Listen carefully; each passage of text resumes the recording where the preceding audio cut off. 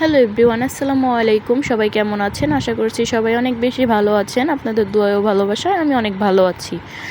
তো আমার হাজব্যান্ডের অনেক দিন পরে বুটের ডাল দিয়ে মাংস খেতে ইচ্ছা করে।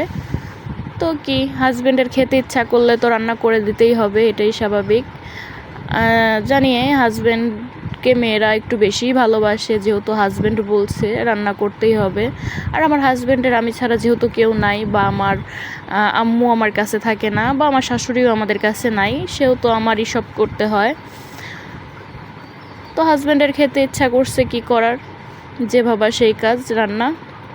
আর মেয়েদের তো রান্নাঘরে যেতেই হবে, রান্না করতেই হবে, এটাই মেয়েদের জীবন। না ইচ্ছা করলেও রান্না করতে হয়। আর মানুষের জীবনে অনেক কিছুই হয়ে যায়, অনেক কিছু হয়, এটাই স্বাভাবিক। তো মানুষের জীবনে কষ্ট, দুঃখ, সুখ, হাসি, কান্না নিয়েই মানুষের জীবন। না, আমি আসলে ছোট ছোট মুখে অনেক বড় বড় কথা বলে ফেলতেছি, কেউ কিছু মনে করবেন না।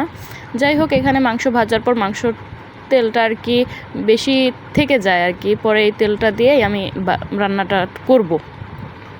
তো মেয়েরা সংসারে আসলে অনেক কিছুই শিখে যায়, যেগুলো পারে না সেগুলাও একসময় দেখা যায় যে সেগুলাও অনেক